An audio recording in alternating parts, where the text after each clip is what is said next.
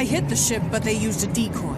We'll have to try something more subtle this time, Zam. My client is getting impatient. Take these. Be careful, they're very poisonous. Zam, there can be no mistakes this time.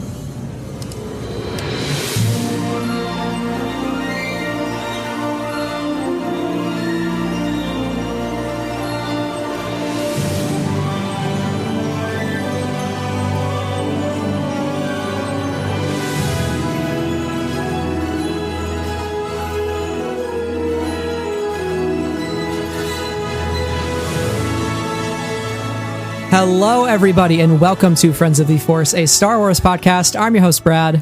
And I'm your host, Sarah. And this is Attack of the Clones April, episode number 3.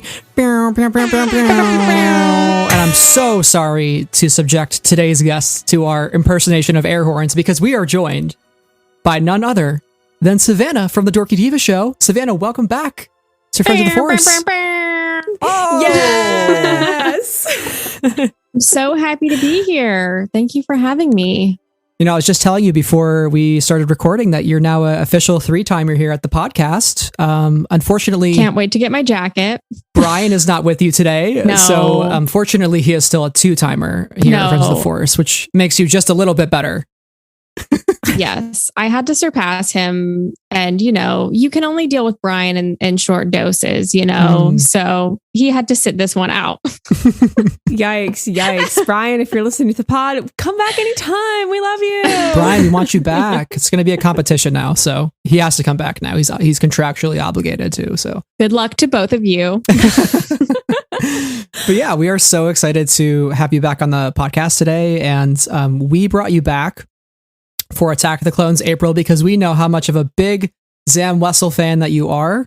And so today's episode is all about Zam Wesell. You could call it Wesellmania, as you have termed the phrase. And we are so excited to talk about this character that you just absolutely adore and love and have created an amazing cosplay for. So we're going to talk like all different aspects of Zam today. And that is the episode essentially. So before we get started though, did you want to tell us a little bit about your appreciation or your personal experience with Attack of the Clones, like kind of what it means to you, whether or not it, you know, as it relates to Zam and outside of Zam, etc. Yeah, it's so funny because let's see how old I was. I think I was 6 when Attack of the Clones came out, and I don't remember seeing it. I don't remember like really growing up with it in those early years, but I do remember being like 10 or 11 or 12 and turning on Attack of the Clones and loving it. But I would always fast forward through the Anakin and Padme scenes because I was like, ew, kissing, gross, like romance. I'm not here for that. I'm just here for the cool baddies and the Jedi and all that stuff. So that's one of my first memories of Attack of the Clones is just skipping, you know, scene forward for all of the Anakin and Padme scenes, which is so funny because I love them now. But Attack of the Clones really became a favorite for me as I got older. And Brian and I did a series a few years ago called the Prequel Defense Force. And we did it just to share our love and affection for the prequels. And so it was really fun doing that series and revisiting Attack of the Clones with fresh eyes, because it had been a while since I had seen it. Typically, if I watch Star Wars, I do watch like the original trilogy or Rogue One or Episode 3, but Episode 2 was never one that I went back and revisited often. But when we did it for that series, I was like, this movie slaps. And everybody that wants to hate on it can just leave because it is fantastic. It has such great action. It's such a beautiful movie. I mean, there's so many beautiful scenes. And, you know, I will say, I think some of the CGI has not aged the best, but it's just so impressive for what they did back then. And then my love for Zam Wesell came from cosplay in general. And obviously she's in this movie, which makes me love it even more. But I think it's pretty cool that I've formed this like love for Attack of the Clones in my adulthood rather than being a kid. Because I am a prequels kid. I remember seeing Revenge of the Sith in theaters, and I definitely grew up on those movies, but it wasn't until I was older that I really started to appreciate them for what they are. I think that we are almost essentially like all around the same age when this one came out. And so I love you saying like, yeah, I don't remember seeing it. And my memory of it is years later because I have the same experience. I was a bit younger when it came out, but yes, me sitting down at like age 10 and being like, this is the movie. This is the one we're bringing on the road trip. This is the one I'm going to watch in my house because like all the action. I'm totally right there with you, but it totally takes on new meaning and new life as an adult for sure. Yeah, I told Sarah like the one scene I remember from that movie is well, Flippy Yoda, but also Obi-Wan jumping out the window onto Zam Wesell's droid because I was just like, he did that. Obi-Wan Kenobi, he did that. He did like, that. Holy shit! Yes, like he just jumped out a window, and like of course the Lego Star Wars Skywalker Saga game took that whole scene to another chaotic height, which I appreciate. But yeah, I mean that whole scene with Zam especially is just so memorable. I think it was unlike anything we had ever seen in Star Wars before. And like you said, even though some of the CGI hasn't aged the best, like you said, for that time though, it was incredible what George was able to do, and that's what we talked about on our first episode with digital cinema and all the videomatics that he used to make that scene happen. Like, and even the fact still that they still built like a Zam speeder, like a life-size speeder for her to sit in, for Leeanna Walsman to sit in and kind of move her around on the rig and get all of those sorts of practical elements into it still. But it's such a memorable scene. I think it's one of the most memorable of the prequels. Like, would you agree with that? Oh my gosh. Yeah, I would completely agree with that. It's so funny too. I was thinking about this when you were talking, Sarah. I don't know about you, but Hayden Christensen was one of my first crushes as a little girl. And so, this was his big debut for us that were crushing on him. So it's funny. I can remember seeing him for the first time in this movie and being like, oh, well, yeah, I don't remember seeing it for the very first time, but I do remember being old enough to be like, oh, well, he's a cute boy, But that scene, that speeder chase scene and everything is just so iconic. And one thing that I love so much, especially in that scene, is the way that Coruscant is lit. I love all the like neon that they put in those scenes. And it's just so colorful and vibrant. And Star Wars has always been very colorful in different forms, whether it be the planets that we visit, very lush planets and things like that. But Coruscant is so unique because it's just so beautiful at night. And I really love that Attack of the Clones highlights that. It's such a special place and it's captured so beautifully in those scenes.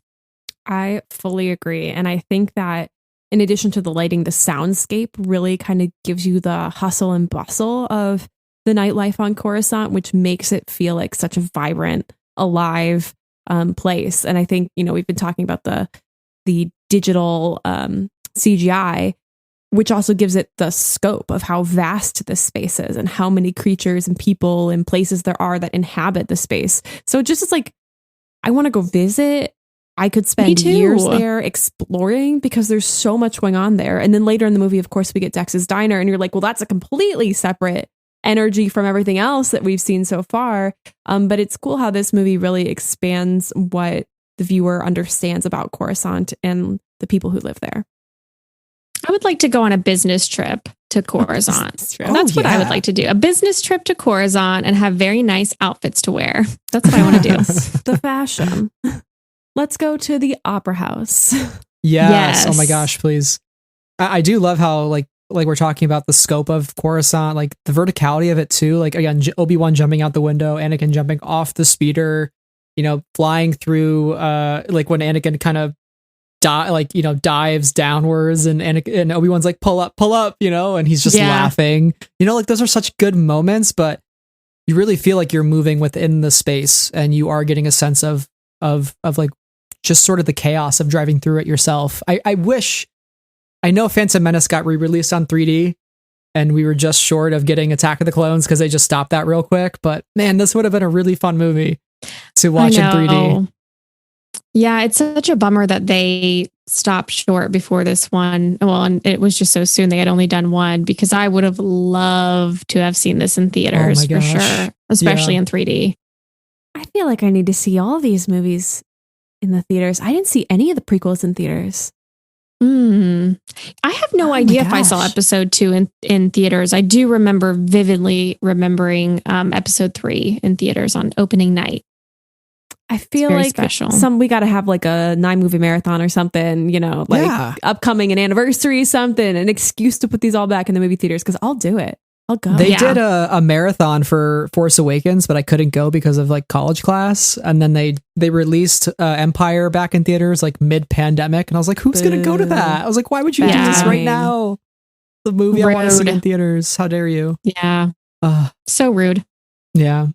But when you talk about the neon lights, Zam Wesell immediately jumps out, because obviously when the first time we meet Zam, she is sort of surrounded by these purple, yellow billboards that silhouette her and really add to the mystery and intrigue of that character. And, you know, she pulls out this giant sniper rifle, which it's the picture that we have here on the Google Doc. It's iconic. It's iconic imagery for this movie. For you watching Zam, and like you said, you got into your love of her through cosplay. Is it moments like this where you just see sort of what she adds to the scene and you're like, that's a character I want to gravitate towards, like that mystery and sort of like all the armor that she's wearing and the weaponry and the helmet and the speeder. It's like she's got all the elements sort of together. Like, what really drove that love for you? There's so much pattern, texture, shine to her costume. There are so many elements to what goes into her costume. And you can see in that picture that we're all looking at right now, there's the shine of her rifle, the shine on her helmet, her gauntlets. You can see the texture on the back of her skirt. Like, there's just so much to what she's wearing. And I think it's so cool that I probably never recognized this as a kid, but I mean, one of our first female bounty hunters that we see for an extended period of time. I mean, we saw Ara Singh in episode 1, but just it's such a brief moment. And so it's neat that she does have as much time as she does in this movie, even if it is pretty short when you add it all together. But when it comes to her costume, it's just so complex. But my love for her and her costume really didn't start until I went to Star Wars weekends as a kid. And it's so funny because when I think of Zam Wesell, I don't even think of Zam in the movies. I think of Zam at Star Wars weekends. And I really associate her and Ara Singh together because they would typically go out together on set at Disney and, you know, walk around and meet guests and stuff. And I've been going to Star Wars weekends since I was an infant. I don't even remember my first one. I was in a stroller. I was like, I couldn't even walk at that point. But I went for years and years and years. And that's just how I knew her character. I mean, I guess I knew where she was from. I knew she was from the movies, but as a kid, I probably couldn't even point out which movie she was in. I just knew she was the really cool, mysterious purple lady. And I wanted to be her, you know? So it's neat. Now that I'm so familiar with her character, because I studied every centimeter of that costume, it's really cool to compare the character at Star Wars weekends and how Disney portrayed her versus how she is in the movie, and just learn a lot more about the development of the character in general. Because you would assume that a lot of this character was planned out. And I just found out recently that the changeling aspect of her character was a last minute ad. They didn't even plan for that when they were shooting, when they were originally shooting the movie and writing the script and everything. That came kind of late. And I'm like, how interesting is that they decided that so late in the game? But yeah, it's interesting when people are like, oh, you love Zam Wesell, you must like really love Attack of the Clones. And I do love Attack of the Clones, but my love for her really is related to Star Wars weekends and appreciating the work that went into her costume. And it just really amazes me how much time and effort was put into her costume, considering how little screen time she does have. You know, I've not sat down and added up the minutes, but it is just minutes of her screen time. And having done the work to put that together, I can't even imagine what that was like making it for the screen used one. Like, so much time and effort went into that for such a small character. Costume designers are gods among us mere mortals. I mean, They're insane though. Oh, 100%. But like the work they do for every single background extra character. Yeah. Just to make sure that everything fits just right. It's amazing. It's amazing to see that. So I feel quite the same way about Padme's costumes that she wears in literally one scene. And you're like, that's layers upon layers of incredible fabrics and, you know, the hairstyles, and how much time are you spending on every single one of these costumes, even though they're only actually seen on screen for, you know, XYZ amount of short time, versus like the same Jedi robes that are seen for most of the time. Right. Yeah. So I mean, I have to, although I've never seen the costume in person, I have to really agree with you on the amazing intricacies of it and the level of detail, even with just like her skirt and the way that's built. And I'm watching you, you know, via social media build that. Oh my gosh, I don't understand. Again, costume designers, seamstresses, the whole, you know, everybody, gods among us mere mortals. And that's one of the best things about Star Wars. I mean, nothing goes unnoticed or without the effort. Everything is so highly detailed and it's just amazing. That's what I really love that about Star Wars. I love looking at the sets and the costumes and seeing the intricacies and just everything that was put into them. Yeah, Zam's costume is especially interesting because of like we're saying, she is really just a tertiary character. And of course, what is Star Wars without its like sort of background tertiary characters, right? Like that's really where we all naturally gravitate towards, you know. And Zam was like the first character in Star Wars that we had seen with such like a bold color like that, like this purple, you know, and we just hadn't seen that. And it, like we're saying, it adds to the sort of vibe of Coruscant that we're getting, this new side of it that we're seeing in the film. And I was reading Dressing a Galaxy by Trisha Begar, and she was talking about how she originally came to the design of Zam's costume. And it was when she was traveling to Japan in early 2000, and she saw this private collection of samurai armor. And that's where she got the inspiration for sort of how to develop techniques to layer the different elements of Zam's costume. And it was originally sort of between three samples, which was a chainmail, a linked metal squares, and then leather overlapped with quadrilateral pieces, which I think is what we ended up with, that sort of skirt that she has, that you somehow replicated, which, like, again, you know, we're talking, the fact that you made this costume is incredible. And we're going to talk about that in a little bit, but you know, choosing this design for more of a fluidity of movement, and it ended up being 45 pieces of armor that were sculpted and fabricated, which to me is pretty. It's so many guys, trust me. that's a lot of pieces for a character, like we're saying, is going to be on screen for minutes, not like a whole film. The costume props department were already working on making the shapes and doing molds and prototypes for George to look at. Before we actually finalised. It was quite a last-minute decision to use such a strong colour. The skirt sort of based slightly on sort of a Japanese warrior type, Japanese-Chinese sort of mixed. So it was a similar sort of feel where we cut out small squares of leather and punched holes and then overlapped them and linked them through with a leather thonging. And the squares were all then hand-dyed. We hand-dyed them before we linked them together. So they all have a slightly different colour. It's quite a nice effect, so you sort of get rippling. It takes quite a long time to dress her because all the pieces are sort of separate. So she has trousers and then boots with armoured pieces on them, and everything has to go on in a certain order. I would say it probably takes at least half an hour to get her dressed.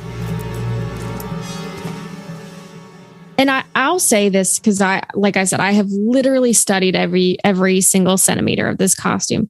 There are details that you really can't even see. You definitely cannot see in the movie, and you can hardly see in some photos of the screen used costume. There are so many little things on her helmet that you would never even notice that are like the size of a pinhole, that are just so tiny. She's got these little ridges and little greeblies on the sides and back of the helmet that you cannot see. And I'm just like, why is this here? And she has a lot of little greeblies that hang from her midsection, and they are so insanely detailed, and you just don't see it on screen, which is insane that they even took the time to do that. But I mean, I'm glad they did, because it was quite the challenge. But I'm glad that they did that samurai style skirt. It's so unique. It's something that I've not seen really on any other type of cosplay that I've ever looked at before. And it was so fun to make, but it is just really so unique. And thank God it wasn't chainmail, because I'm not going to sit here and hand loop thousands of pieces of chainmail. Nope, not doing that. Heck You're like, I'm dedicated, I'm committed, but that is one not step that too committed. far. Yeah. Well, yeah, I would have gone insane. There's this excellent quote from the Myth Making by Jodie Duncan book from Ivo Coveney, who was part of the costume prop department, who did the fabrication and sculpting. And it says, because everything had to be movable on her, each little part had to be sculpted separately and then fit together. The biggest problem with this costume, and this applied to many of Natalie's costumes as well, was that the concept designers had drawn it and even sculpted a maquette of it on a totally unrealistic body shape that didn't correspond to a real person. The arms, legs, and torso were unnaturally long, and the figure looked like it was 6 feet tall, with more than half of that in the legs. So, inevitably, the shapes we came up with were somewhat different than the original designs.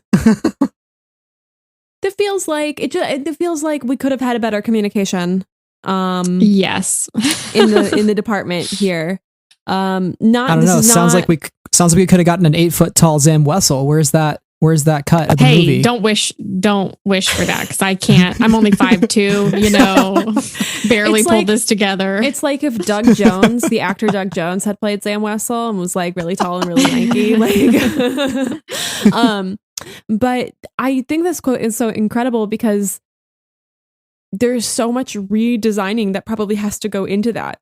Yeah. If all these other people are like working on it separately and they bring it together and they're like, that's not a person. That's not a person. Back to square one for everything. And I imagine that like you only have so much time to work on every costume, because you have 1,000 Natalie Portman costumes, and you have to make sure that all the background ensemble is dressed properly and in theme, and then you have to deal with redoing a lot of this costume in order to make it work on the actress you've hired. Movie making, wild. Yeah, it's so interesting, because the concept art for Zam and the maquette for Zam, they're on such masculine looking body types. I mean, the concept art, you wouldn't even know it's a woman, honestly. I mean, it could be, you just wouldn't know. And then the maquette, you can tell it's a woman, but she is ripped. She is looking good. She's got like huge biceps. Her thighs are popping, like she's ripped. And Leeanna Walsman has like such a beautiful, slender, dainty body type. And it is very different from the maquette. So it's interesting. I found a picture of the maquette not too long ago, and I saved a bunch of photos of it, because it's just really interesting to see how it does change and what things stay the same. A lot of the armor stayed the same. It seems that she had a sling sort of situation for her rifle on her back, which is pretty cool, but they got rid of that. They added some stuff to the helmet, but yeah, her body type changed so much. And you know what? Thank God she did not turn out to be an 8-foot giant, because I'm only 4 inches shorter than Leeanna Walsman, and it was still a struggle to scale down my pieces to fit my body compared to hers. Sure. So there's no way I could have done this if she had been 8 feet tall. No way. You don't want to add stilts into the equation.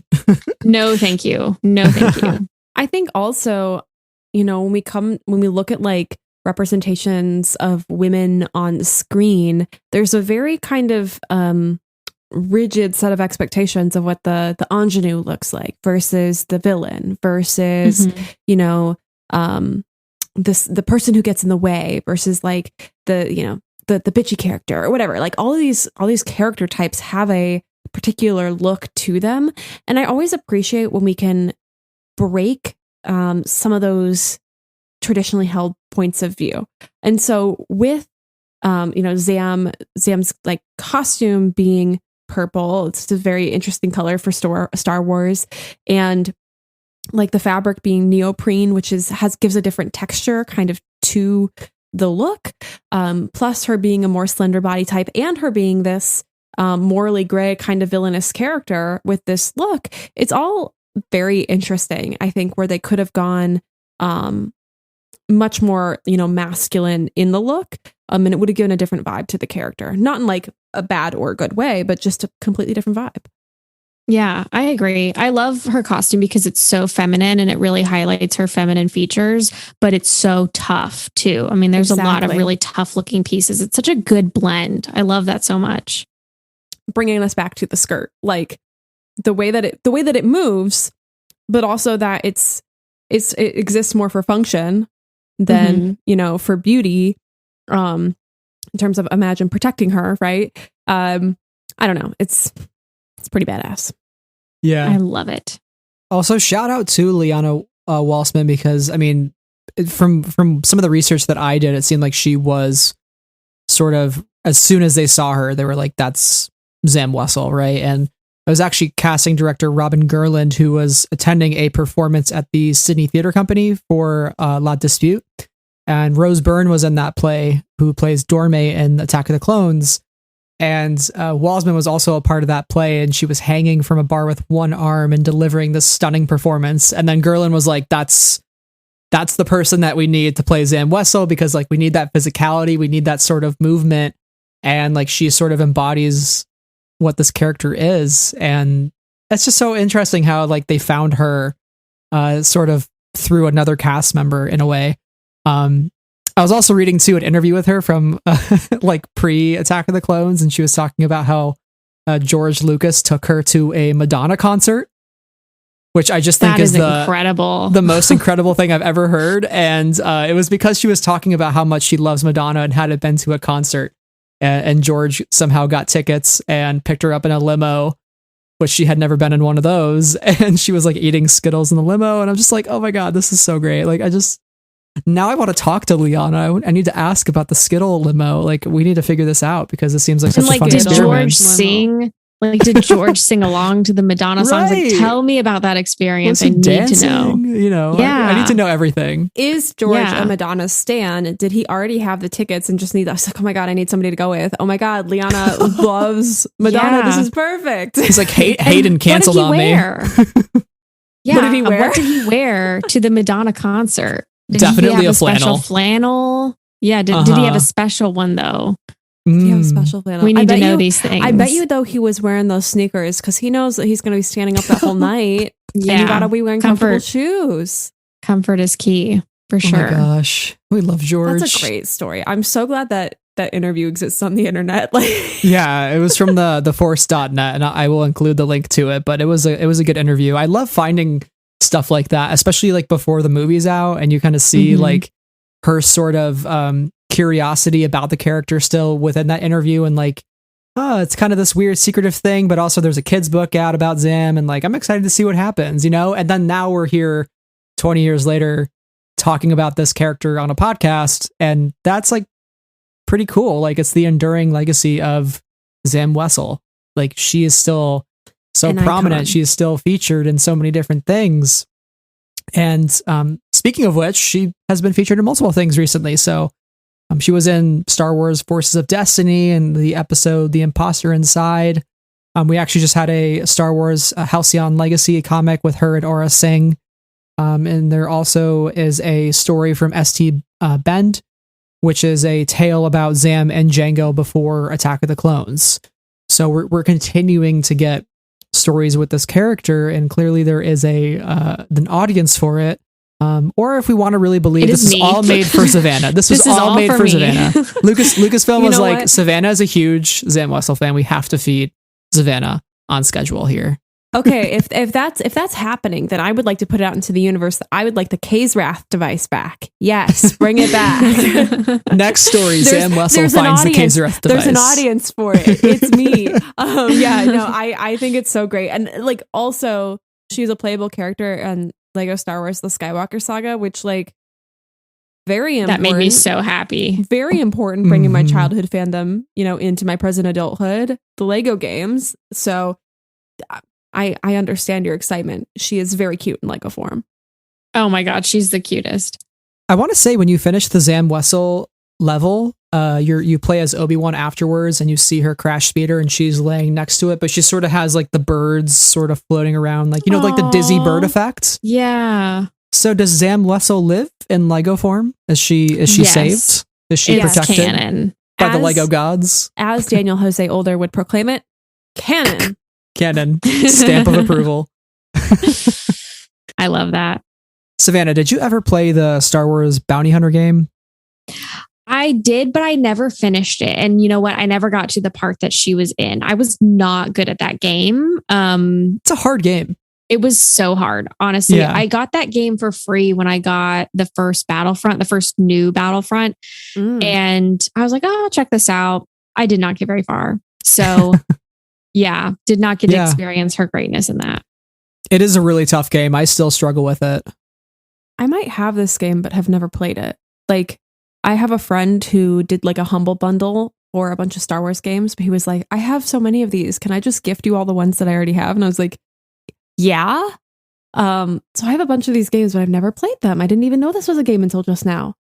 Yeah, it's not easy though. So good luck if you play it, because I could not figure it out. Maybe I'll just watch some cutscenes on YouTube or something. Yeah. There are some Nexus in the game, and they attack you very viciously. It's kind of scary. You'll be like aiming down sights, and then they'll just jump at you, and you're dead. It's very hard. But the point being, well, no, hold on. Now you got to play it. There are Nexus. Yes. That essentially eat you, and then you die. Mm-hmm. That's amazing. Yeah. Maybe I will play Sign this game. her up.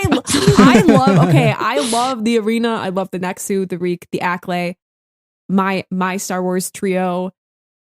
They're important to me, They're important. Yeah. Good choices. Thank you. You're Django Fett, aren't you? I've heard of you, I'm Zam Wesell. You must be new to the business.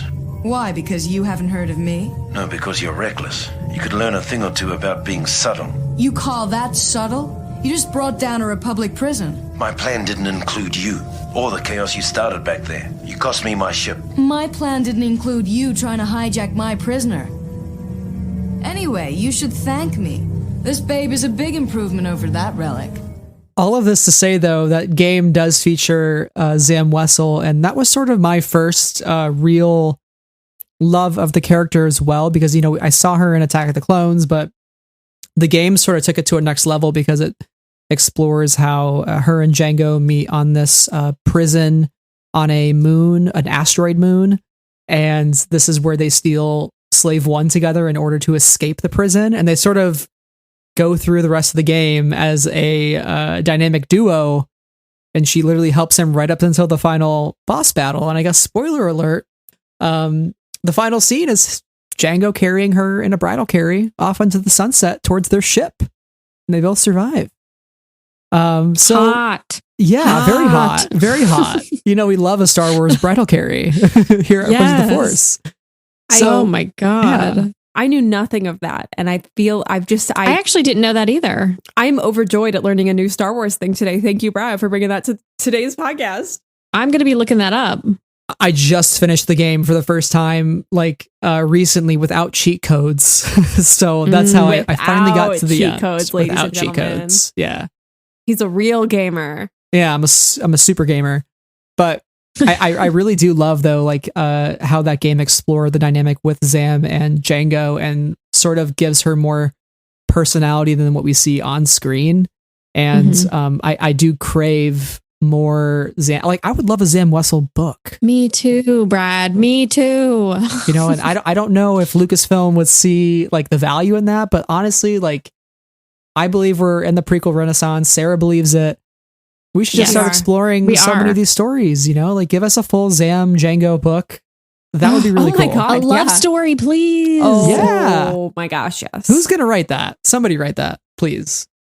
But are you a fellow Django, Zam sort of like quote unquote shipper? Like, do you see them sort of as maybe absolutely have had a flame down the yeah, absolutely. Like, you know. Yes, they are hot together and they look good together. I just love how their costumes look together with the aluminum, the purple and the blue. I mean, they are a fine couple. They are a fine couple. You know, Absolutely. he may have shot her in the neck. It's fine. But before that, a fine couple. It's a poison dart of love. You wonder, I mean, the kiss of death. All Star Wars relationships have had their challenges. Yeah. They can get through this one. Question mark. I really need to read the Star Wars Insider story about Zam and Django. I feel like that will sort of fulfill the I don't know what you would call it, Jessel, or the Zet hole in my heart. Zango. Oh my gosh, that's the one. Yeah, that's a fun one.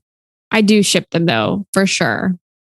Yeah, it is a strong and valid ship. Honestly, they're both so powerful. How can you not? You know, they're hot. I mean, come on, you just want them to be together. I'll have to send you guys, in case you haven't seen it, I'll send it to you guys, and if you want to link it in the show notes, you can. But I think it was Charlotte. It was either Charlotte or Caitlin sent me a link to this amazing Twitter thread from an artist and storyteller online that had done this little short story of doodles about Zam and Django. And it was being told by Boba. And he's talking to Fennec over this fire about this woman that he remembers when he was a kid. And guys, it is a heartbreaker. It is a tearjerker, and it's just illustrated very cute.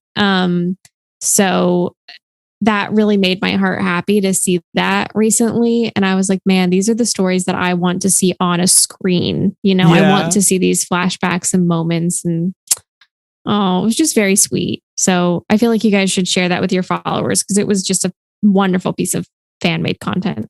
That awkward moment when the Twitter doodle tells a better story than the Book of Boba Fett. Oof. Edit. Awkward. Edit that out, but not actually. But no, I mean, seriously though, those are some of the things I hope were going to be explored in Book of Boba Fett, because I want to know, like, I know it's a Django thing, but I think I'd be curious to see like what Boba's relationship even was with Zam. You know, did Zam kind of stop by Camino every now and then, and you know, kind of stay the night with Django? Yeah, and Boba's like, "Who's this lady?" You know it. I don't have a mom. I was artificially created. It's fine. I'm a clone. She's like, I'll be your mom. I've never seen a human woman before in my life. Yeah. But really, though. Oh, man. Even though he has a sister. Oh, there's so many layers to this right now. So many layers. But yeah, ouch. I mean, in general, though, I think too, between Zam and Django, I do love like the bounty hunter scene of the prequel era. And I know, Savanna, you just bought that amazing shirt recently, which where did you find that? It has like Zam on it, Dengar, Django, like has everybody on there. I found it on Poshmark. And for anybody that does not follow me online and has not seen it, it's this old shirt, I'm guessing from like 2002. And Django and Zam are on the front and they're in like full color. And then in the background, there's Bosk, Dengar, Forlom, I think IG-88 in like this yellowish kind of color. It is the weirdest mashup tee ever. I got it for $30. It was the best $30 I've ever spent in my life. I'm going to be wearing it to Celebration. Yes. But it was like, this is the coolest mashup of prequel and original trilogy bounty hunters. It just like blew my mind when I saw it. And it's officially licensed. It's not a fan-made shirt. It's like, this was a legit shirt back in the day. It's incredible. Best purchase of my life. Oh, absolutely. In general too, like, are you just like sort of a bounty hunter person? Like, do you like that sort of scene in Star Wars? And like, why is that something that is enticing to you? Why is it enticing? Because they're hot. No, I mean, you're not wrong. I love the fringe characters. I love the fringe characters. I've never really been like a mega fan of the Jedi or the Sith or Force users in general. I really love the scoundrels and the bounty hunters. Han Solo has forever been my favorite character. And then it's Cad Bane. And then there's other bounty hunters, you know, in that space too. So I don't know what draws me to them, but I know specifically with Cad Bane, it was like the Western feel of his character. That's what made me a Star Wars fan, actually, was my love for Cad Bane. But I like the baddies. They're very mysterious. I love trying to figure out who they're working for. So yeah, I don't really have like a cut and dry answer. They're just freaking cool and they're hot and their outfits are better. So I mean, the fact that they have some great fashion is definitely a selling point. And if you're like, if you're on the Jedi side and you see a group of hot bounty hunters coming to get you, maybe you're like, maybe I'll join them. Yeah. Because here I am wearing this brown robe. Boring. And I've been wearing the same thing for the past 20 years. So yeah. I love, speaking of, just like the costumes and changing it up. I love how Anakin like ends up wearing like black leather. And you're like, where does this come from? You're the only one dressing like this. Yeah. It's symbolic. He's going to turn to the dark side. I got it. It's symbolic. Like, where did you get this from, though? Who made this? Did you go to the Jedi like Hot Topic clothers and say, "Hey, I want this, but like darker. Can you custom make this for me?" And then it's so indicative of his rebellious, young adult phase. God bless him. Like what a mess. Him just deciding to wear something completely opposite. It's in the same cut, the same style, but he's like, I want it, but in black. Oh my gosh. He was ready to jump to the bounty hunters. That's maybe why he turned to the dark side instead. He was like, the fashion better. Mm-hmm. I would love to see like hot Anakin bounty hunter. That'd be kind of like a cool Star Wars what if. What if Anakin became a bounty hunter? Oh, would love it. If we do a what if series, what if Zam Wesell lived? What if they were together? What if Zam Wesell and Jago got married? Oh my goodness. Where are they having their honeymoon? Where is that happening? Okay, my other question, Volusia. Zam Wesell. Volusia, yes. Mm-hmm. Yes, that's correct. Yeah. And having played Volusia on Battlefront 2, we know that there are, very luxurious, homes and spaces in there. They, That's where they're going. That's where they're going. I was going to say Nar Shaddaa, is a bounty hunter scene and is very grimy and violent there, but I think they would enjoy that. That's where they're going to have their honeymoon? I think, I think they would go there and kick the shit out of people for their honeymoon for fun. Like back to back Kylo Ray, Fennec Boba style, just kicking the shit out of people. Yeah. Like this is fun for us, My question is, I don't know how old Fennec Shand is in the Bad Batch timeline of things, but did Fennec Shand and Zam Wesell ever meet? They had to be BFFs. You know what? There's too many similarities between them. And that's why I really like Fennec. They're very similar. They were besties for the resties. You know what? Fennec, I feel like Fennec's outfit is so similar silhouette wise to Zam's. There's a reason for that. They were BFFs. Maybe they designed their outfits together. Maybe they're like, what look are we going for as our bounty hunter signature here? Oh, I love that. That'd be really wholesome. Just get like a little comic of them like designing their outfits together and be like, we're kiddos, we're young people, and we're besties, and we're just designing our bounty hunting outfits, together, and then let's go hunt some bounties, and then they high five at the end. I would buy 1,000 copies of that. I gotta say, it's such a shame that Zam was killed off, because I feel like she would have been such a cool character for like the Clone Wars series, like with Cad Bane and his whole crew. Oh my god! Like that would have been so cool love to see her in like a Clone Wars style. I would die. Oh, she would look so much cooler. Yeah. Oh yeah. Oh, that'd be awesome. She's such a fascinating character, and I'm so happy that we get the chance to talk about her today. And I really think a lot of it just does boil down to the character design and the costume. So I think that's a great place to sort of talk to you, Savanna, about the actual like process of what you call Wesellmania, creating the Zam Wesell costume in time for some of the conventions that you've been at. And you're going to bring it to Celebration, and I'm so excited to see it in person. Like, I'll take 1,000 pictures with you. It's fine. We're gonna take like a bunch of selfies. Gosh. It's all good. I'm so excited. I'm so ready. I'm so excited because I wore it to Emerald City Comic Con in December as my test round to make sure everything fit right and looked good and all that. And maybe 5 people took pictures with me, but I know at Celebration, like all my friends are going to be like, oh my God. So I'm really excited for that experience because I don't know. I'm just excited to see everybody else in my costume. The fandom specific conventions are the best place to like bring the smaller character costumes to, because like, you know, especially with a fandom like Star Wars, where every single one of us has that niche thing that we attach ourselves to. And we're like, that's my thing. That's my character. That's my planet, whatever. We've all got one and we all kind of know what everybody else's is, it seems like. And so I can't wait for everybody to be like, do a double take and be like, that's Zam Wesell. So you better, I'm just saying, you better have your Disney princess style autograph ready for the people. Oh my God. I'm just going to sign Wesellmania. I'm not joking. I'm thinking of creative ways to draw that Z. It's going to be so cool. I'll sign autographs as Zam Wesell, just be trying to be your hand. Perfect. That's wonderful. There you go. just because I think everybody's going to be so excited to see this character that they don't often see cosplayed. So yeah, I can't wait for it. I would say you could sign my like Zam Wesell Funko Pop or Black series, but like, where the hell is the Don't merch? go there. Where's my God. Listen. Let me just tangent real quick before we get back to your costume. I cannot believe Celebration's doing like nothing. Like Luke, Leia, Chewbacca, Darth Vader Funko Pops. I'm like, where's the Zam Wesell Funko Pop for the 20th anniversary? Like, where's her Black Series figure? Hello.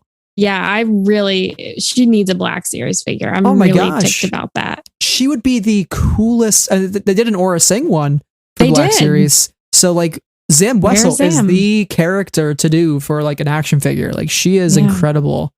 Damn. Hopeful. Fingers crossed. Maybe we'll be surprised in a month. I hate to be the negative Nelly in the room, but it's not going to happen. And it's, I mean, we know what happened for the Phantom Menace 20th anniversary. Yeah, the Watto and the mall. Yeah. Did they know women exist? Do they know women exist? Come on, Lucasfilm. I don't think they do. Repop. I don't think they do either. And I have a lot to say about this actually, but this is not the place for it. But come on. Her costume is so cool. Her costume is so cool. Everybody wants a Zam Wesell figure. What are they thinking? What are they thinking? Anyway. I'm hoping maybe whoever did the badge art did me like a solid and made a Zam Wesell badge. I'm just really hoping for that. Just for me. That would like be Savanna, come to Will Call. So cool. Grab your Zam Wesell badge. Yes. That would be so cool. I hope they kind of change it up who's on the badges. It gets a little. I hope so too. You know. It can be a little samey sometimes. So, you know, put a porg on a badge. Put a porg on a badge. That's all I'm saying. Okay. Let's talk about your costume. And I would love to make sure we hit the neoprene, the fabric of it all. But I want to let you like start with your inspiration for this, like making this costume, and like what pushed you over the edge to get going on. Like, yes, I am doing this. Yes. Let's go way back to 16-year-old Savanna. Okay. I just turned 26 this week. So let's go back a decade, guys, a decade. I was just getting into the cosplay scene. I had a Jedi costume. I was like trying to figure out what I wanted to make to join the 501st when I turned 18. I eventually made a Shadow Scout armor costume. So fun. And at the time, I knew that Zam was like a very difficult costume to make and very expensive, but I was just like, man, if I could do any costume in the world, that would be my dream costume. And so because I was 16 and had nothing better to do and, you know, had all the time in the world, I was like, well, I'm just going to research it and I'll learn how a lot of these things are made and I'll just learn a lot about it so that one day, if I have the money and if I have the time and if I have the skills to make it, I'll know how to do it. So I did lots and lots and lots and lots of research on her costume and the materials used and just everything. And then I realized it was thousands and thousands of dollars to make it. And I was like, oh, well, this dream will never come true. I'm going to move on with my life. So I let go of that dream. But I did set up one thing that kept me on the hook for all this time. And I told myself, I said, if I could ever find her shoes for a decent price, I would buy them and I would try to do the costume. So the deal with her shoes is that the specific shoe she wears is a Prada boot from the 90s. They're incredibly hard to come by. And if you do come by them, they're at least $600, like at least.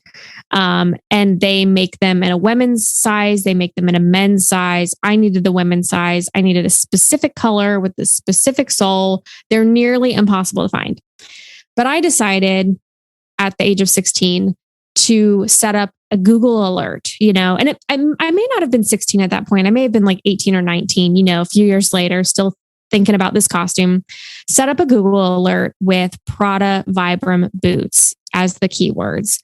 And over the years, I've gotten emails every now and then out of the blue about these shoes that will go up for sale.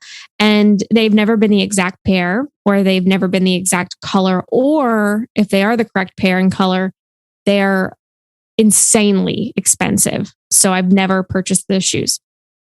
Flash forward to, February 2021, I got an email. I got a Google alert about the Prada Vibram boots. And I was like, let me click this. And it's on Poshmark. And guys, I love Poshmark. I just said I got that t-shirt on Poshmark. Love to wheel and deal on Poshmark. And this shoe was on there. And let me just say, they make the shoe in black and brown. Technically, I could get either one of those because you really don't see a lot of the shoe. But I wanted the brown pair because that's what she wears in the movie. This shoe was my size, the correct color. Oh my gosh. And it was $290. Oh my gosh. Get this, guys. They were a store display and had never been worn. They had never been even put on a person's feet before. They were like in the original box with the original dust bag, with the original like packing stuff inside the shoe. And I was like, you know what? I should just buy these right now and call it a day and just have them secured for $290. But I love a deal. Savanna loves a deal. So let me offer this girl $190. I'm going to lowball her $100 and see if she counter offers for something. Like, I'm just curious to see how this will go. The girl accepted it, guys. And I got the shoes 5 days later and they fit me like a glove and they're gorgeous. And I was like, all right, it's go time. So after I placed the order for those shoes, and Charlotte and Caitlin can tell you, I immediately was like, okay, this is happening. So I'm going to start buying everything else now. Like it's go time. And thankfully, I was in a financial position where I could afford to make this costume finally after all these years. And I had done a lot more research on how to make it more cost effective, but I did want to splurge on things that were accurate. So I started with the shoes, and then I decided I was going to make the soft goods first because I'm not the most amazing seamstress. And I was like, if I can't make the shirts and the pants and the vest, I don't know if this is going to work out. So let me start with that. And I will say with most people that have made this costume, they start with the armor parts and they never get to the soft goods because they can't make them. So I had done my research on this god awful to find color of purple, this lilac shade, which is just insane. And the neoprene that they use for Zam has such a beautiful sheen on it. It's not a matte color. It's not too shiny. It's almost like a satin sheen. And I'm very picky about that. I wanted to have the correct sheen. I wanted to have the correct color. So I ordered some samples of some neoprene that I found online, and it was just too perfect for words. Too perfect. So I ordered 9 yards of that, which was way more than I needed. But I was like, I don't know how to sew, so I need to get lots of fabric. And I imagine that neoprene is not the easiest to learn or feel. No. Yeah. No. And I will say, I have grown up sewing, but I sew with 100% cotton. I sew things with an elastic waistband or like an adjustable whatever. Like, I don't make fitted clothing. I never have. Never once have made fitted clothing. And her leggings have this panel in the saddle, like thigh area. And they have these seams that I call bubble seams. And I was just like, I don't know what to do with this. So I started making the soft goods with this cheap polyester fabric that I found at Walmart for like $2.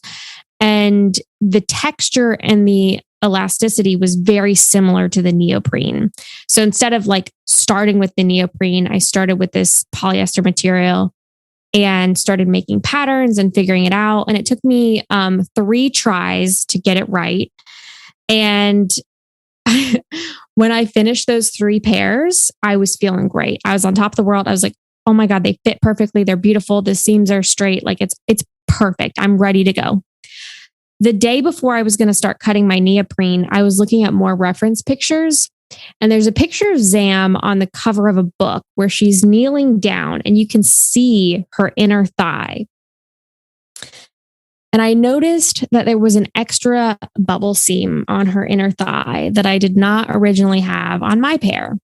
Now, would anybody in the world notice that my inner thigh seam does not have a bubble seam? No. But would I know? Yes. And did I have to fix it? Yes. So that night I was up all night trying to figure it out, took apart my prototype pants, redid it. It was fantastic. So I figured it out, made the real pair, made the shirt. And I was like, just feeling like $1 million, guys, to make something like that. I was blown away with myself. So that's where it started. Then I moved on to the vest, which is made from a lambskin leather. It's very delicate, very light. It was very difficult to also find a color match for the neoprene too, because they're both very similar in color. Mm-hmm. So I made the vest. I didn't buy it. I got it as a gift for my birthday. My mom got me a dress form for my birthday so that I could fit it to the dress form and, it would all work out. So made Best the vest. Birthday gift ever. Here's help with the cosplay. Seriously, my mom is like the most supportive person in the world. So that was an amazing gift. I spent my birthday making that vest. So it didn't really take me a lot of time to pattern the vest. Thankfully, the vest, it's very fitted, but it doesn't have a lot of specific like fitted seams or anything. And it's tied together at the sides with lacing. So it's a little bit adjustable. And I did make a prototype and a pattern out of cotton fabric for that. And then I made the real one, which was scary to cut into that leather and know that like, this is it. And I only have 3 lambskins and it's going to take me 3 lambskins to make this. Like, it's got to be right. And I will say my vest is not perfect. There are things about the vest that I eventually will change, but for the most part, looks pretty good. So I made that. And then I decided to move on to the rest of the leather goods, which includes the skirt, the dreaded skirt. Oh my God. The beautiful, beautiful skirt. Yes. Literally why she is so iconic. The skirt is just incredible. It's stunning. So the skirt is made from leather rectangles that are smaller at the top. And as you move down, they get wider by 1/8 of an inch. And like I said earlier, Leeanna Walsman is 5'6". I'm 5'2", 4-inch difference. And most of that comes in the torso and in the legs, like upper thighs. So I had to figure out how to scale that down for myself. I also have a little bit more junk in my trunk than she does, let's just say. So I ended up adding an extra column to my skirt. I had to shorten the rectangles a little bit. And then I had to add a column to it so that when it wrapped around my waist, it would meet my hip bones, which is where hers sits. So I had to do a lot of math. And I will just say I'm a communication major. I am not a math major. So I had to do a lot of math to figure out the scaling on that. Mm-hmm. It was so hard, but I figured it out. And I was like, you know what? Hopefully this is right, because I'm just going to start cutting leather and I won't know until it's done if it's going to work. Mm-hmm. So that was definitely scary to do. So my question for you, how did you figure out that the squares get a little bit larger as you go down, like by 1/8 of an inch? That's such a teeny amount. So many reference photos. So actually the first 3 rows are all the same size. But I have I'm not kidding. I have on my phone right now, I think I have 500 or 600 reference photos of her. Wow. Yeah, from the movie, from the studio photos, from books, from pictures of her costume in exhibits. I have, I swear to God, I have every photo of her that has ever been put on the internet. So you could create a Zam Wesell archive website. Oh yes, I really would love to, because it's absolutely fascinating, the stuff I have found and where it's come from, and it's really interesting. But yeah, I mean, some of it was guesswork, some of it was actual math. But when you look at the back of her costume, when you look at the top row and you look at the bottom row, you can see they are very different in size. So I think I must have just guessed on the 1/8 of an inch thing. And it worked, thankfully. But it's so subtle. That's why I was like, it must be an 1/8 of an inch, because it is so subtle when you look at them from row to row. There's really not a lot of difference. So I cut all those by hand, and then I had to hand punch every single rectangle. There's 4 holes in each one. I punched 768 holes by hand in 2 hours with a hammer and a punch. No. Yeah. So I did that. And then I had to hand dye every single rectangle as well. So the cool thing about Zam's skirt is that no row is exactly the same. They're all different in color. Some of them are a little bit more reddish purple. Some of them are a little more bluish purple. Some of them are like a deep grape. Some of them are more brown. They all vary in color. So the day that I dyed these, I set up little cups and did, mixtures of dye for each cup and labeled them, and did samples and labeled the samples. I was very meticulous with the process, that if I ever needed to recreate these colors, I would know the measurements and how much went into each sample. So the skirt, I think I did about 6 or 7 different colors for the skirt that are all mixed throughout. And then I weathered them later on to make them look even more different. And then the skirt is hand laced with 100, on my notes, I have 100 feet. It was 100 yards of hand dyed deerskin lacing. Oh my gosh. It took me so many hours to put that skirt together. Yeah. I honestly feel like this is one of the hardest Star Wars costumes to recreate. I really think it is. And I really think it's because of all the different materials used. There's a lot of really intricate armor outfits in Star Wars, but generally a lot of those textures are the same or similar. But I mean, leather, neoprene, there's so many different things used on this costume. I was really scared of the skirt. I was like, if I can't do this, then I just need to quit, because this is the make or break moment. So once I got past that, I was like, oh baby, this is happening. And I could really see it come together with the bodysuit and the vest and the skirt. I was like, oh my God, this is happening. And then I did the cummerbund, which was the piece that almost broke me. So that's that's the ribbed leather piece that covers the top of the skirt and the bottom of the vest. I could have made this a lot easier for myself, but I am really a stickler for trying to make it as close to the movie used costume as I can. And it took me 5 tries to get this right.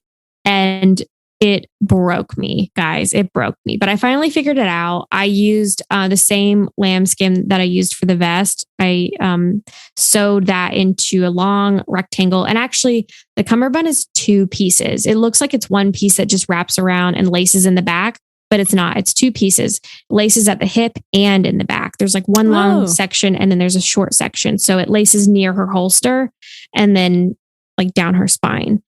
So I could have cheated that and made it 1 piece. And I was like, no, I can't do that. I have to make it 2 pieces. I've been looking at a photo of her, the one where, she's got her blaster kind of in front of her face. Mm-hmm. And now that you mentioned that, I can kind of see that lacing. And I had literally never noticed that before. Yeah, I didn't know that. Yeah.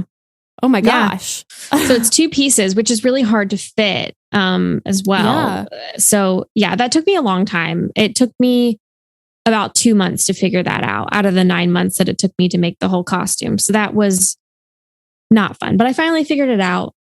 And then from there, I really worked on the armor pieces. And lastly, I did the helmet and the rest of the leather goods, which was the holster.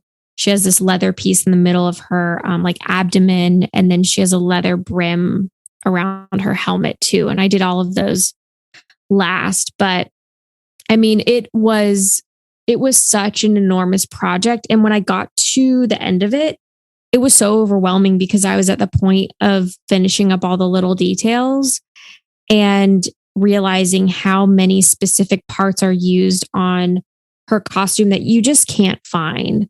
So there was one thing on her helmet that it took me so long to figure out. On her binoculars, she has these teeny tiny little ball joints that connect her armatures to the binoculars. They're microscopic. And it took me about 4 months to figure out that it was a miniature ball socket used for an RC car. Oh my God. They're like the size of like half of my pinky nail. Like they're so tiny. And then her hoses on her midsection are held together with these garden hose nozzles that you can only buy in Australia. Oh, that's nice. Wow. Yeah. So like there's just so many random things on her freaking costume that are just bizarre. And a lot of people that I've seen before, they just kind of skip that part and they use something that's close but not exact. And I'm insane. So I was like, no, it has to be the thing. It has to be the garden hose from Australia. Did you call up Australia to get the garden hose? I thankfully found them on eBay, which was good. amazing. Thank God. Did not need to call up Australia. Thank God for eBay. eBay was my homie. And actually her binoculars are 2 sets of separate binoculars that are like put together. So I had to buy 2 sets of binoculars, take them apart, put them back together, and then build the armatures for them. So just every little thing is more complicated than you think could be. And I had many a breakdown making this thing, but it's just like so satisfying to put it on and know that I made everything on my body right now, other than the Prada shoes, like I made everything that I'm wearing. And it was really fun debuting it at Emerald City Comic Con. Like I said, not very many people knew who I was cosplaying as, but the few that knew who I was, they were like, oh my gosh. And one guy came up to me and I really thought he was going to start crying. And it was so sweet because he was like, you just have no idea how much this means to me to see this character and to see it done so well. And he was just like checking out every little detail. And I like twirled around so he could see the skirt. And he was just like losing it, So that was really awesome. Like that made my day. And then towards the end of the day, I had a photo op with Hayden. And let me just tell you, it was only like a 10-second interaction, very short, but his face lit up when he saw me and he said, wow, you look incredible. And going into it, I thought, I don't even know if he'll remember this character. Like, who knows? I have no clue. And when he said, wow, you look incredible. And his like jaw dropped. I was like, oh my God. Like it was a moment. Yeah. So that was awesome. Hayden Christensen telling you, hey, you look incredible. I would just simply melt. Yes. So I'm so happy for you. And he was just grinning from ear to ear. Yeah, he was grinning from ear to ear. And I asked my mom to like secretly film the interaction and she did. And he like kept looking at me when we were taking the picture and looking back at that video. I'm just like, oh my God, my little heart is pitter pattering. Like just very cool. I'm glad I spent the money to do that photo. It was definitely not cheap, but it was money well spent. And it was just so awesome that he remembered that character and like knew who I was after all those years. So that was super special. It was awesome. I'm like, I feel like I'm just like getting so much joy from hearing you talk about like this experience. And I want to let you know, just like right now, that guy who came up to you at Emerald City Comic Con, that's what the Star Wars Celebration experience is going to be like. I think people are going to be, I mean, if nobody else, me, I am the audience right now. Like, I will be just like looking at every single detail of it. And I think everybody else will too, because just the way you've been talking about it, the craftsmanship is so clear, and your specificity and your desire to make it perfect is so clear. And I think people are really going to respond to that, especially in this Attack of the Clones anniversary year. I think everyone around our age is gonna be like, yes. Yeah, I can't wait to find like a Django cosplayer and be like, yo, photo shoot time. Like, I want absolutely. a picture with you. You'll find those pretty easily, I'm sure. But you seriously are going to steal the show at this convention. Like, I'm so excited for you to just like, oh my gosh, it's just going to be such a great costume. Like the photo that you've pinned on your Twitter is just so good. You know, it's such a Zam pose. Badass. Like, I feel so you should. But also, like, whether you're in that costume or out of it, like even just having made the costume, even just your existence, badass, incredible. Thank you. Just here to hype you up. It's so cool. Like, I really can't wait for people to see it, because one thing that I kept in mind when I was making it was, you know, a lot of people make costumes just to look good in pictures or to look good from 10 feet away. And I was like, no, I want this to look good if your eyeball is pressed up against me. Like, I want it to look good in person, in photos. And I did the absolute best that I could with the skills that I have. But you know, there are a few things that I definitely plan on upgrading after Celebration and in the future over time. But for the most part, for what I did in 9 months, like, I'm so proud of it. And I just love how it fits me. You can tell that it was made for me. And I don't know, I just feel so confident wearing it too, which is really fun. I mean, I don't know if many women can relate to this, but I've always had short hair, like my whole life. I've always had short hair, and I prefer having short hair. But before, like Sabine, there were very few characters that had hair like me. And so it was always difficult for me to cosplay as like female characters in Star Wars, because a lot of them have long hair and they've got these like amazing updos and like all these things. And, you know, I don't have the hair to do that. And I don't look good in wigs. Like, I just don't. So to have a character like Zam, where her hair is covered and you don't even really see her face. Like, I prefer wearing the veil up. Honestly, I've been at an event before where I could have the veil down, and I was like, no, I'm going to have it up because I feel so much cooler with that. You know, I feel like mysterious and awesome. And I don't know, I just think it's cool to have a female character like that in Star Wars that is completely covered, but has so much power in what she's wearing. And it just makes me feel super confident. So I'm going to be strutting around the convention center. That's what I'm telling you right now. You're going to see a strut. I've been working on it. And I hope it's not weird to say that, like, if I follow you around, it's because I'm just like feeding off your energy and just like want to see you thrive. Like, I'm like, that's my friend. Look at her go. She's amazing. And just be like, you know, like, it's like every time I've seen the Batman, I've walked out of there really just like feeling like I can conquer the world. Like that feeling. And I know that's such a silly like reason to feel that way. Honestly, but Zoe Kravitz and Robert Pattinson look so powerful in that movie. It's 3 hours long. How can you not feel powerful walking out of it? Anyway, True. I know what that feeling of like, I just feel like I'm on top of the world right now. Yeah. Like I can do anything. Like I am a badass. I'm gorgeous. I'm all these things. And so it excites me so much that at the end of this project, you are feeling all of those feelings. Yeah. You know, because like everybody really deserves awesome to feel that way. Yeah. And it's awesome not only to just like embody the character in that way, but this was such a challenge for me. I mean, like I said, I've never sewn fitted clothing before. I've never sewn leather pieces. I've never made anything with leather before. A lot of this was new for me. I'd never airbrushed anything before. I mean, so much of the stuff I did on this costume was completely brand new to me. And to get to the end and be like, I not only completed it, but I completed it in a way that makes me satisfied. That is such an awesome feeling. Like, I talk about this project a lot. I know people on Twitter were probably like, shut up about the Wesellmania. Like, we get it. No. But for me, it was truly just it invigorated me with confidence, really. which was awesome. So I think no matter how old I get, if I fit in this costume or not, I think this is always just going to hold such a special place in my heart because it just built up my self-esteem so much making it and then now getting to wear it.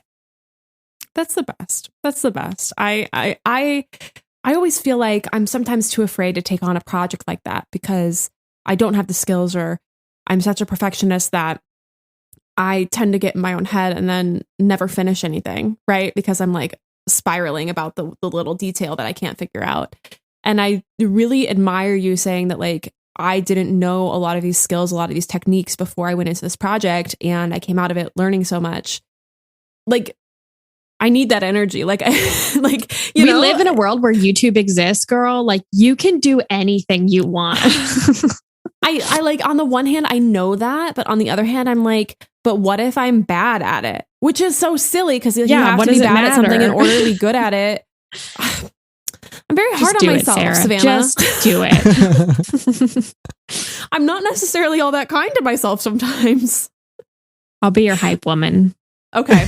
When I start Zam will be your hype woman. When I start on that secret cosplay that I've been thinking years and years about, I will here keep for you in you the loop because I will need the boost. I'm here for you. Yes. And when you have the breakdowns, call me because they'll happen. I mean, It's they've happened in inevitable. the thinking about it process. I really could never have the courage to do a cosplay to the level of depth and specificity that you've had with the Zam Wesell costume. And like, I seriously think it's just going to be amazing to see in person. And I'm glad, like, you know, throughout all the trials and tribulations that you've faced, you've made it work. And you've made it so screen accurate too. I think that's just incredible. If there's any Ewan McGregor photo ops now though, 100%. It's gonna happen. You're gonna have to. I'll now, be dropping that cash for him. Mm-hmm. Yeah, see Or what his Tim. reaction is. Or Tim. Yeah, I thought yeah. about that. You know what though? My dream is just for them to bring Leeanna Walsman. I mean, I would love to meet her and just show her and be like, "Hey, girl, I'm not gonna This get my would be hopes the up year. for too much, but it would be so cool." I think that, I don't want to say that like it's gonna, I don't know what Leeanna Walsman's life looks like these days, but I think that there's the possibility that it could happen just because if you think about all of the people they got back for the Phantom Menace, Yeah. that you wouldn't expect to have shown up. So who knows? Let's cross our fingers. It would be so pray to cool. the maker that it happens because we could crowdfund multiple photo ops at that point. I'm ready to go. Like. Yeah, the I'm hoping if Ewan comes and yeah, I mean, I'm sure he'll be there, but I am hoping that he'll do photo ops because I would 100% do that for sure. Mm-hmm. He It's better going to be watch the out. most insane photo op I think of any. It's a rematch, buddy. Yeah, you know. I love that. Oh my gosh.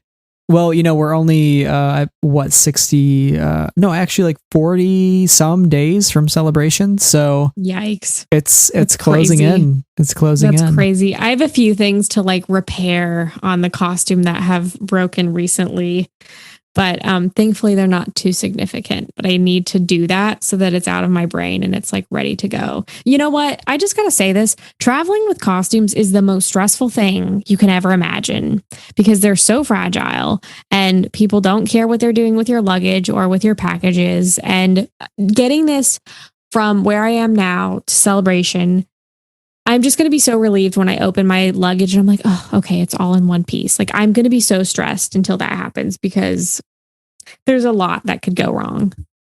I believe it. And this is the part of the reason why I'm like, okay, this year, I think if I'm going to cosplay, I'm just going to do silly joke cosplays that like are going to cost me $20 and take up, 2 centimeters of my luggage. Cause otherwise I don't think I'd be able to handle it.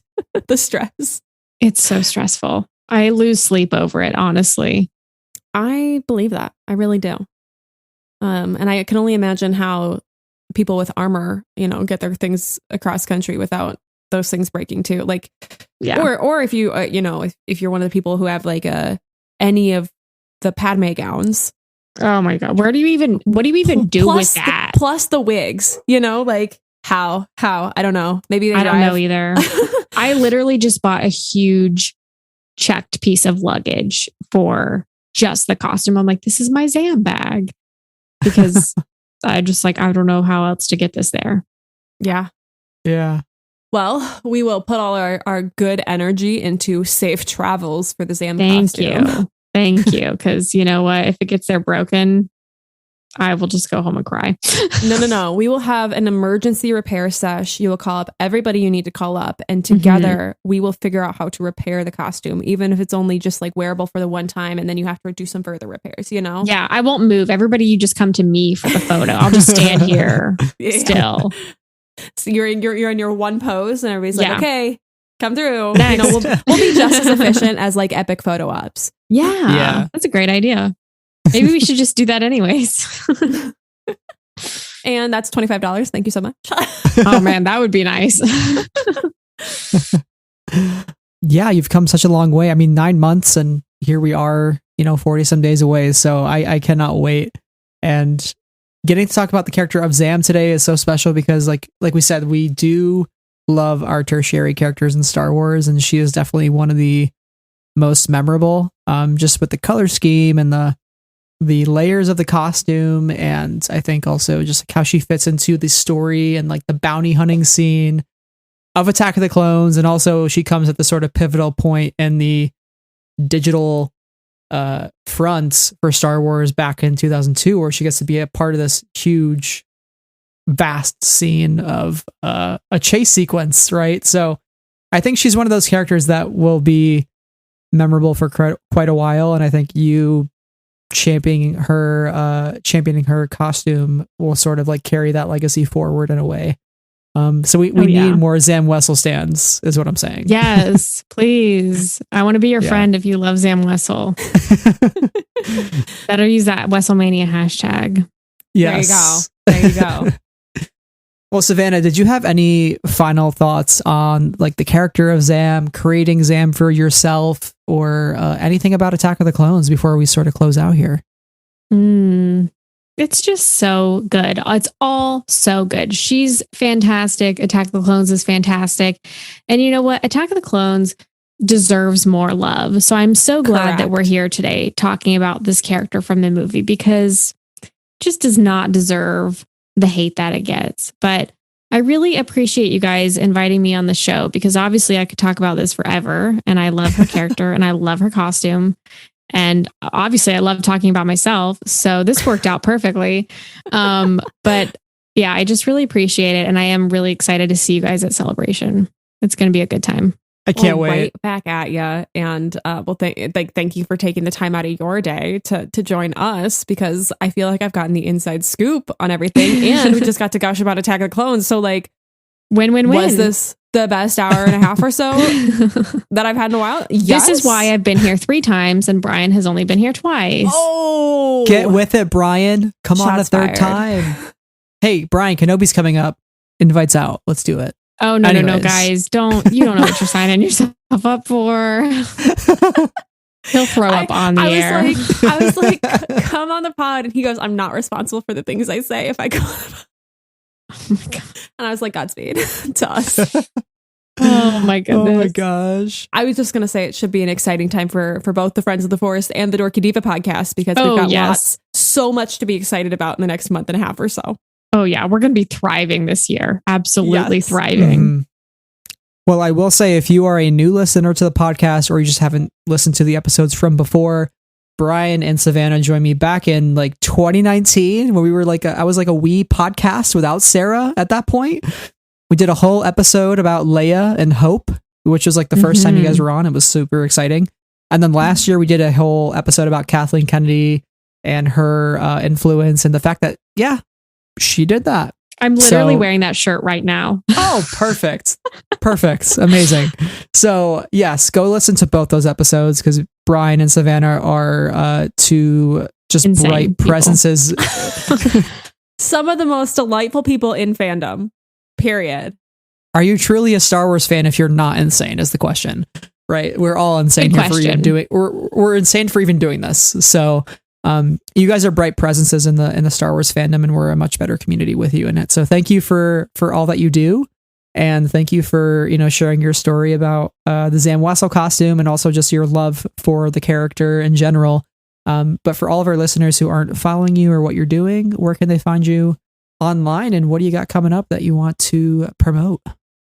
You can find me on social at the Dorky Diva. And then I have a blog, which I never update, called thedorkydiva.com. But I did do some entries last year on the blog that I called the Claudite Chronicles. And so I went into pretty heavy detail about each phase of the costume. So if you're interested in anything further, if you're maybe thinking about attempting building this costume, I am trying to be a wealth of resource and knowledge for anybody else that ever wants to do this. I will give you the knowledge that I have now. So feel free to go to thedorkydiva.com. And then for things coming up, Brian and I are just really excited to talk about Kenobi. So that's going to be a fun time on the Dorky Diva Show. And then anything else, I'm trying to think. I don't think I have any other projects right now. I'm just so excited to wear my costume at Celebration and hang with everyone. It's going to be a great time. And yeah, thank you guys for having me on. This was just the best. Thank you again so much for being here. And everybody, if you have not listened to the Dorky Diva, you absolutely should. Such an excellent podcast that Savanna and Brian have. So I cannot recommend it enough. Truly, truly.